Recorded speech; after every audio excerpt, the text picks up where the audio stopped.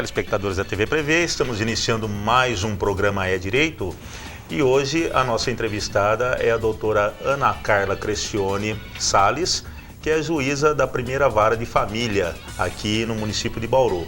E me acompanha nessa entrevista a doutora Rossana Curione Mergulhão, que é juíza da primeira vara civil de Bauru. Tudo bem, doutora Ana Carla? Tudo bem.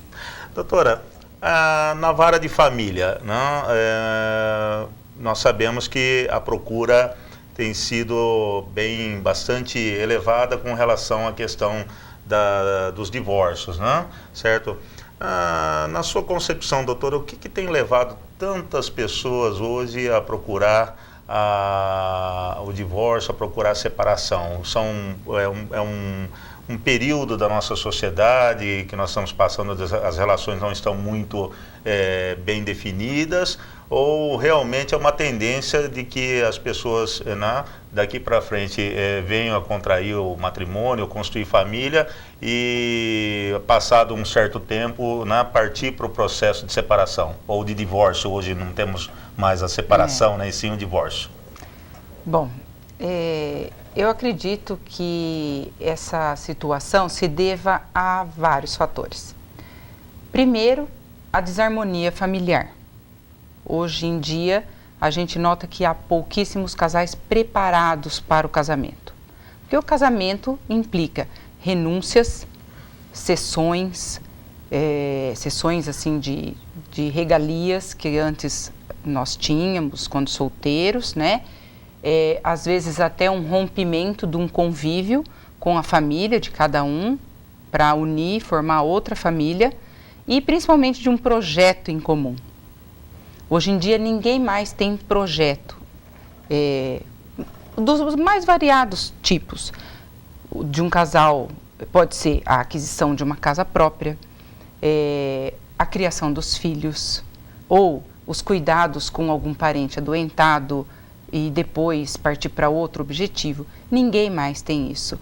As pessoas vivem juntos porque vivem juntos, porque gostam um do outro, sentem atração física um pelo outro.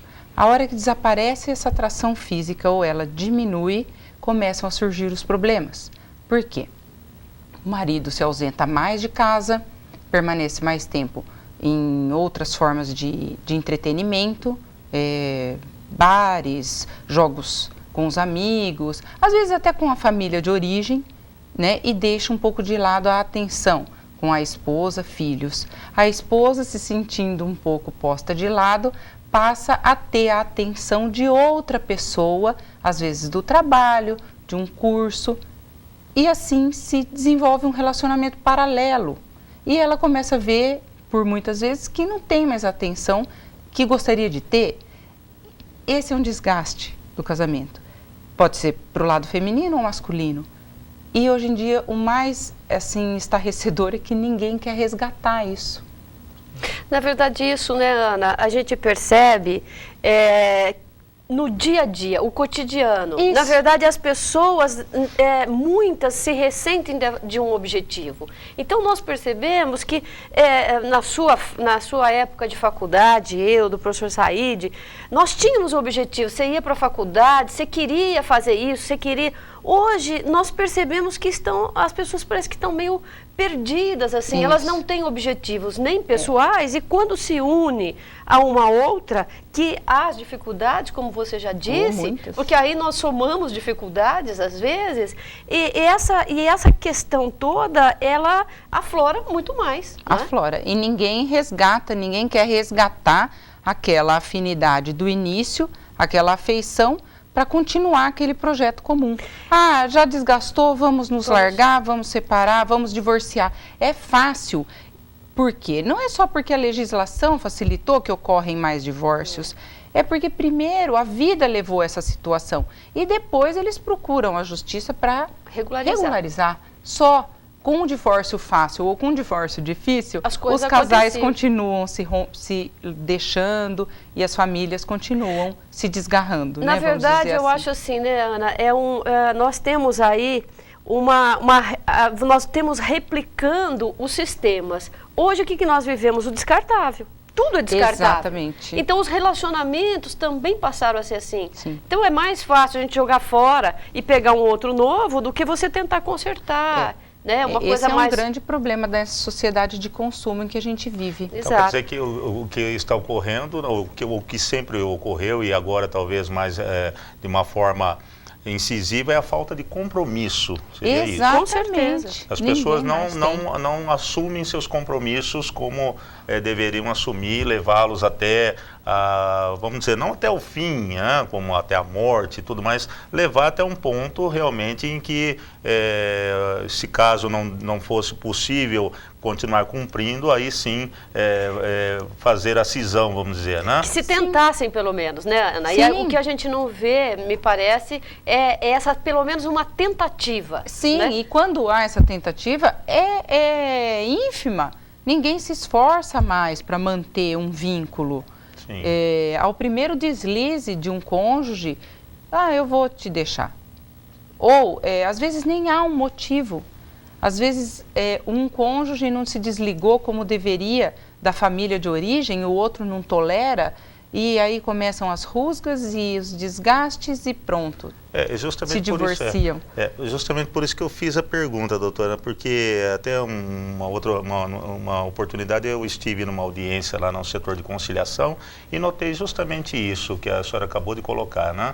Quer dizer, não era um relacionamento já de longo tempo em que os desgastes já vinham ocorrendo, né? Foi pouco tempo e simplesmente vamos partir para o divórcio e pronto. Agora, o problema maior é quando tem filhos, né, doutora? Grande problema, grande problema. E isso é normal, a maioria do pessoal normalmente hoje até acabam fazendo a união por conta de filhos, né? Ou de um filho que às vezes não estava em projeto e acabou ocorrendo, né?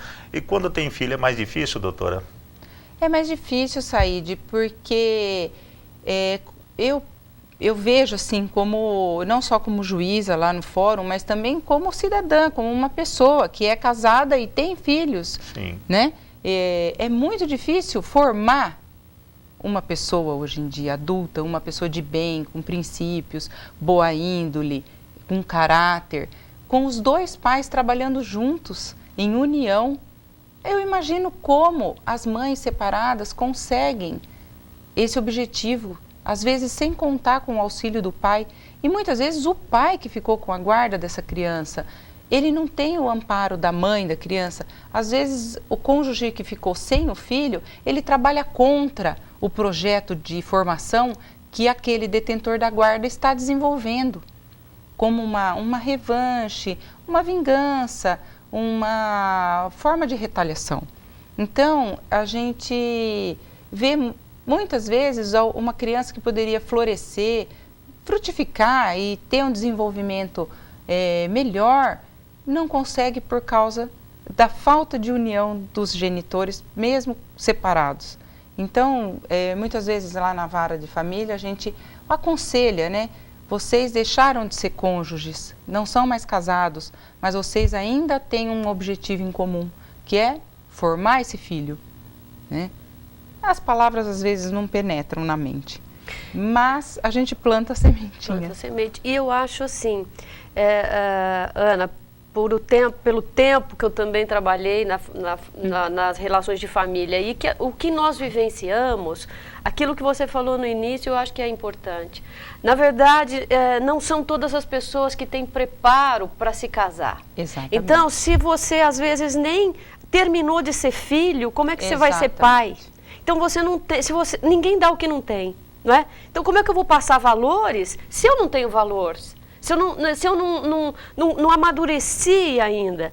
E isso é fruto de uma sociedade de consumo, onde não nos permite mais refletir. Então, nós não temos uma sociedade que pensa, nós não temos uma sociedade que reflete. Nós temos uma sociedade que consome. Inclusive pessoas.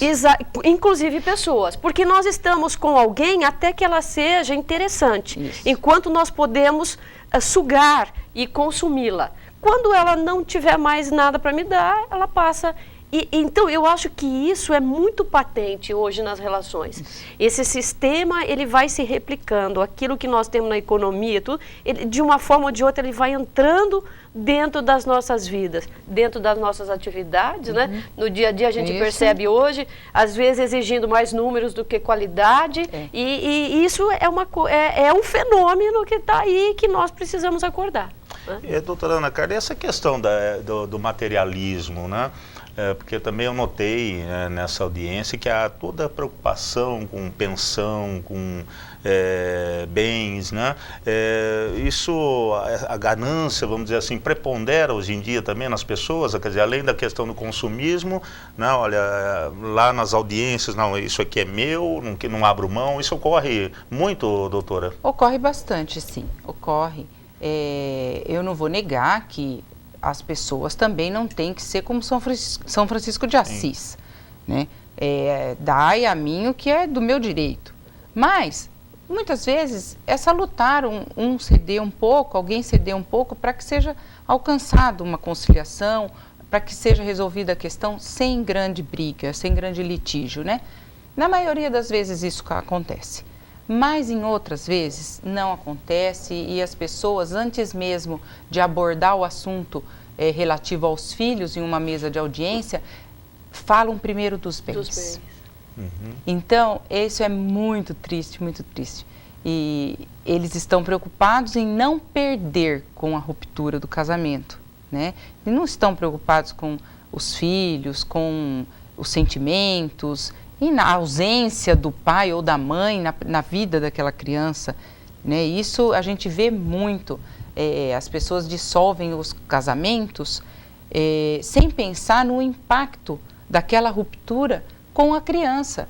De repente, aquele pai presente todo dia dentro de casa, ou a mãe, não estará mais lá.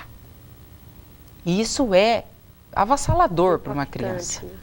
E eu já li em um artigo que todo filho de pais separados, quando criança, a criança, por esse processo natural dela internalizar os fatos que acontecem e interpretar da maneira dela, muitas vezes sem falar o que pensa, no fundo ela sempre pensa que ela foi o pivô da separação. Então, se isso não for muito bem trabalhado, a criança pode carregar uma culpa que não é dela. Não é verdade? E ser um adulto infeliz. Isso, né, Ana? Essa falta de preocupação com o filho consequentemente, isso interfere diretamente na sociedade. Mas porque se lógico. você cria seria uma a minha próxima pergunta, né? inclusive. Porque é isso, o que nós percebemos. Então, nós vivenciamos um processo assim. O pai não está preparado para ser pai, ele tem filho. Esse filho, consequentemente, vai ser despreparado. Então, nós temos aí um número de pessoas despreparadas emocionalmente muito grande, muito grande. E o reflexo disso está na sociedade. Basta ver o que ocorre hoje. Exatamente. Não é? E o que a gente nota muito também é a superproteção de pais em relação aos filhos adolescentes. Isso tem produzido adultos irresponsáveis e com esse perfil consumista de pessoas. Porque uma tenta compensar, não é, Ana? Exato, compensa a ausência por causa do trabalho ou de outras atividades com presentes. Então, o jovem de hoje, ele quer tudo para ontem. A comunicação é imediata, porque se eu mando um e-mail aqui, o meu amigo me responde na hora, um MSN, qualquer acesso pela internet. Antigamente não. Às vezes a gente tinha a única forma imediata de falar com alguém era o telefone, né? O menino quer um presente, o pai vai dar. Então ele não tem frustração. Ele não sabe lidar com a simples espera de uma resposta do amigo no MSN. Ele não tem que esperar nada. Então por que eu vou esperar o tempo daquela pessoa com quem eu escolhi namorar, casar, não sei? Por quê? Eu não preciso esperar. O mundo é meu. Então, essa falta de compreensão do outro está levando a essa sociedade tudo muito imediatista. O imediatismo, é verdade. E agora, quer dizer, agora, né, já era até fato, né, doutora, mas doutoras, né? Mas agora nós temos a questão das relações homoafetivas, né? Certo? Eu não sei se a doutora Carla já teve algum caso na vara de família, acho que ainda pelo menos alguma tentativa, não sei, né? Mas acho que nem era possível, né? Mas agora é capaz a senhora receber, né, doutora, alguns casos de pessoas que vão querer fazer aí a cisão da relação. Isso será possível? Sim, com a postura, o julgamento do STF da última semana, foi firmada uma posição jurisprudencial que já era forte, né, no país. Isso iniciou-se lá no Rio Grande do Sul, com os julgamentos lá naquele estado, e foi sendo estendido para vários outros estados. Vários juízes já decidiam assim. Muitos outros não, diziam que a questão era uma questão civil a ser decidida como uma sociedade de fato, né? Mas agora, com o posicionamento do Supremo, nós passaremos a admitir esse tipo de pedido nas varas de família, porque a união homoafetiva foi equiparada à família, né? É uma forma de constituição de uma família, né? Então, as questões referentes à dissolução dessa união serão apreciadas por nós, com certeza. Na vara civil passa esses casos, doutora Rossana, ou ainda nunca ocorreu? Nunca enfrentei, porque isso seria eventualmente discutido nas varas cíveis antes dessa decisão. Hoje me parece que vai desaguar lá, porque isso é equiparado, como disse a doutora Ana Carla, a outros modelos de família que nós temos aí, né? Então, eu tenho, como falávamos aqui em off, eu tenho família hoje de mãe e filhos, eu tenho de pai e filhos, de avó, mãe e filhos, enfim, esse é mais um modelo, né? E me parece, né, que isso é um dos desafios dessa era que nós vivemos, né? E nós precisamos aprender a conviver com a diversidade, não tem outro jeito, essa situação existe e elas precisam ser amparadas também pela lei, como outros são, né? Então, com certeza, e isso cria toda essa discussão no primeiro momento, né? Daqui a pouco isso, como isso já existia. Sim, como eu disse, nós conversamos aqui anteriormente. O que não existia é essa possibilidade de se levar ao judiciário, mas isso já acontecia. Os fatos já aconteciam, né? E é importante nós lembrarmos também que todo esse alvoroço foi ocasionado quando começou a reconhecer as primeiras uniões, os concubinatos que se falavam, né? Antigamente. Então, a jurisprudência começou a reconhecer esse tipo de relação que hoje é reconhecida pela lei, né? Então, há sempre a necessidade da jurisprudência, como disse a doutora, no sentido de reconhecer. O direito geralmente vem depois, né? Primeiro são os fatos e depois o direito vem para regulamentar. Como na questão do divórcio. Não dá para dizer que a emenda constitucional aumentou o número de divórcios. Não, os divórcios já aconteciam, as separações de fato das pessoas. Ninguém fica preso a um casamento porque é difícil divorciar, eu não vou. Imagina, primeiro eles se largam, constituem outras famílias através de união estável e depois procuram o judiciário para se divorciar daquela primeira união, né? Então, eu costumo dizer que o direito corre atrás do cotidiano. Do fato social. Não é verdade? Né? Exato. E já que a doutora Rossana abordou o caso do concubinato, né? Isso também passa pela vara de família, doutora, então, ou não? O concubinato, ele não existe mais. Hoje sim. É uma nomenclatura já em desuso. Que deu passada, origem à união estável. O concubinato dele dava uma conotação de coisa impura, de relação espúria, à margem da legislação, né? Então, palavras como concubina, concubino, concubinato, nós não usamos mais. Hoje em dia é união estável. União estável, convivente e só.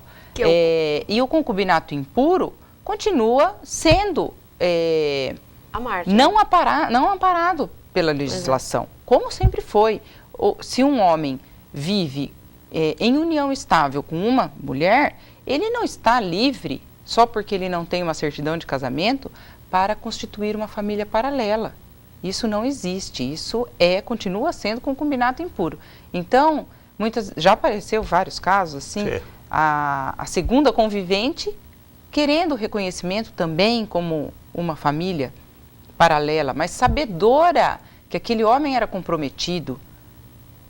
Então, isso não gera direitos familiares, certo? E nem patrimoniais, certo? Entendeu? Então, ele não vai ter que dividir o patrimônio dele com duas senhoras. Porque isso na época, né, surge o concubinato e essa relação não era reconhecida em nenhuma, sendo puro ou impuro, né? Ou seja, não era casado, eles construíam aí um patrimônio em comum e ficava só no nome do homem, geralmente. Né? Então surgiu essa situação, esse era o nome que se dava concubinato. Isso acabou sendo reconhecido pela jurisprudência, reconhecendo então o direito daquela pessoa que contribuiu, levando-se hoje à situação que nós temos da união estável. Sim. Então, essa união, que era o concubinato não impuro, ele gera essa entidade familiar hoje considerada a união estável. Hoje também, só por lei, né? Hoje existe a lei reconhecendo que esta relação familiar existe. Tá, mas essa questão da união estável, né, como que é feita a caracterização? Porque a doutora Ana Carla colocou, mesmo que uma pessoa tenha uma união estável e também tenha uma concubina, vamos dizer assim, né, certo? Essa não terá direitos, mas e se ela conseguir demonstrar uma relação estável também, doutora? Como que é feita essa caracterização pelo judiciário? Olha, no caso de duas uniões, uma união estável e outra concomitante, a gente procura apurar durante o processo judicial qual era a relação subjacente, qual foi a primeira relação, qual a primeira união estabelecida, qual a primeira família formada por essa pessoa. E depois, essa segunda família que foi formada, quais as condições em que isso ocorreu, certo? Se a segunda convivente tinha conhecimento de que aquela pessoa era comprometida, se não tinha, é uma questão de prova, Saíde. É muito difícil, mas a gente consegue detectar, sim. Mas no caso do casamento e o concubinato impuro, é muito fácil. Você tem uma certidão de casamento e provas de que aquele homem não está separado de fato da esposa. Basta isso para você caracterizar que essa relação paralela não é geradora de direitos, certo? Agora, no caso de duas uniões estáveis, realmente é uma questão muito sutil que só o julgador, no contexto do processo, vai poder analisar. É uma questão de provas, tá? E até os próprios doutrinadores, né? Os estudiosos, existe uma discussão muito grande. É um tema polêmico, na verdade. É uma questão moral, né, Saíde? Sim. Não é possível, não existe a nossa sociedade não aceita, né, a poligamia. Então, não adianta, através da união estável, instalar a poligamia no nosso sistema, né? Então, a segunda união é sempre espúria, né? É uma união não reconhecida pela lei. E voltando à questão dos filhos, doutora, quando o que prevê, vamos dizer assim, a legislação com relação quando um dos filhos ou vários deles, né, querem morar com um dos pais, né, o pai ou mãe, no caso, né? O que a legislação prevê nesse sentido? Quer dizer, um filho menor, vamos colocar 14, 15 anos de idade, né, ele quer ficar com o pai, apesar da mãe estar solicitando a guarda, né, ou a mãe já ter até obtido a guarda, certo? Sim. Mas ele quer ficar com o pai. Como que fica essa situação? Em que medida a vontade do filho prevalece? Olha, Saíde, crianças acima de 12 anos, ou seja, adolescentes, já têm um poder maior de decisão, certo? Mas mesmo que o adolescente nos diga que prefere esse ou aquele genitor, é feito um estudo a respeito, psicológico e social, para se apurar se aquela intenção da criança não está viciada ou sendo influenciada pelo genitor que vai ser contemplado com a presença do filho, certo? Muitas vezes o adolescente escolhe esse ou aquele genitor por causa do gênio do genitor. É pouco exigente, mais permissivo, né? E em detrimento do outro que é mais rigoroso, né?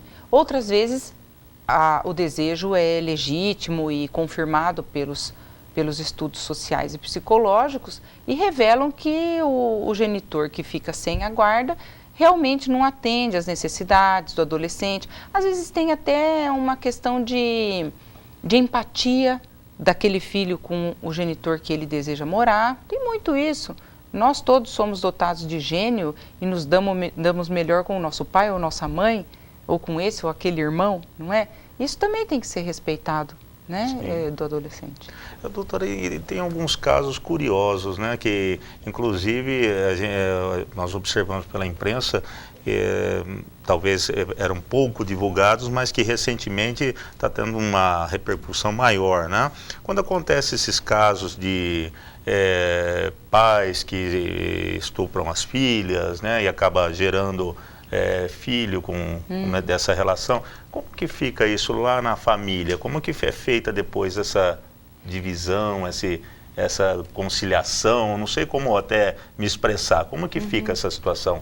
Olha, Saíde, nunca apareceu um caso desse comigo, graças a Deus, porque é uma situação social muito delicada, muito delicada. Aquela criança gerada, ela é ao mesmo tempo filha e neto, Sim. irmã e filha, Sim. né, da mãe. E geralmente nesses casos, a questão é mais criminal. E nunca vi uma disputa de guarda, por exemplo, por uma criança gerada dessa maneira incestuosa. Sim. Né? Mas nesses casos, deve ser analisado de acordo com a legislação vigente. É um pai e uma mãe.